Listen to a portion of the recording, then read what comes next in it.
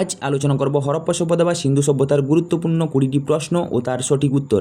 ভিডিওটি প্রথম থেকে শেষ পর্যন্ত দেখতে থাকো। আজকের প্রথম প্রশ্ন, হরপ্পা সভ্যতা কোন যুগের সভ্যতা? সঠিক উত্তর অপশন খ, তাম্র বন যুগের সভ্যতা। আজকের পরবর্তী প্রশ্ন, হরপ্পা কোন নদীর তীরে অবস্থিত? সঠিক উত্তর অপশন খ, রাভি বা ইরাবতী।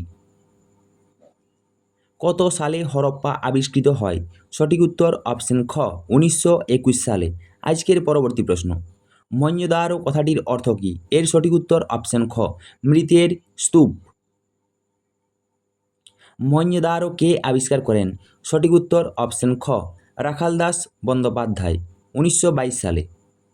হরপ্পা সভ্যতার অধিবাসীদের কাছে কোন ধাতু অজানা ছিল? এটি বারবার পরীক্ষায় এসে। সঠিক উত্তর অপশন খ, লোহা। লোথাল প্রত্নক্ষেত্রটি কোথায় অবস্থিত? এর সঠিক উত্তর অপশন খ, গুজরাটে। কালিবঙ্গান কথাটির অর্থ কী? সঠিক উত্তর অপশন ক, কালো চুড়ি বা কালো বালা। কালিবঙ্গান কোথায় অবস্থিত? এর সঠিক উত্তর অপশন খ, রাজস্থানে অবস্থিত কালিবঙ্গান। আজকের পরবর্তী প্রশ্ন, হরপ্পা সভ্যতার মূল বৈশিষ্ট্য কী ছিল? এটি ছিল মূলত নগর পরিকল্পনার জন্য বিখ্যাত।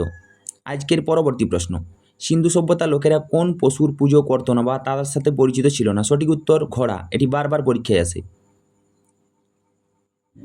হরপ্পা সভ্যতার লিপি কোন দিক থেকে কোন দিকে লেখা হতো? এর সঠিক উত্তর অপশন খ, ডান দিক থেকে বাম দিকে এবং পরবর্তী লাইন বাম দিক থেকে ডান দিকে।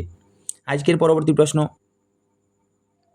হরপ্পা সভ্যতার কোন স্থানে নাগলের ব্যবহারের প্রমাণ পাওয়া গেছে? এর সঠিক উত্তর অপশন খ, কালীবঙ্গান, কিন্তু টেরাকোটা মডেল পাওয়া গেছে বানওয়ালি। হরপ্পা সভ্যতার উত্তরতম সীমানা কোনটি ছিল? সঠিক উত্তর অপশন খ, জম্মুর মান্ডা। হরপ্পা সভ্যতার দক্ষিণতম সীমানা কোনটি ছিল? সঠিক উত্তর মহারাষ্ট্রের দাইমাবাদ, অপশন ক, দাইমাবাদ। সিন্ধু সভ্যতার অধিবাসীরা কোন দেবতার পুজো করত? সঠিক উত্তর অপশন খ, পশুপতি শিবের পুজো করতেন। লোথালের বিখ্যাত বন্দরটি কিসের জন্য পরিচিত ছিল? সঠিক উত্তর অপশন খ, সামুদ্রিক বন্দর এবং ডক ওয়ার্ডস। সিন্ধু সভ্যতার মানুষেরা প্রধান জীবিকা কী ছিল? সঠিক উত্তর অপশন খ, কৃষি। সিন্ধু সভ্যতার কোন শহরে কোনো দুর্গ বা সিটাডেল ছিল না? একমাত্র কেন্দ্র সেটি হলো চানহুদারো, অপশন খ।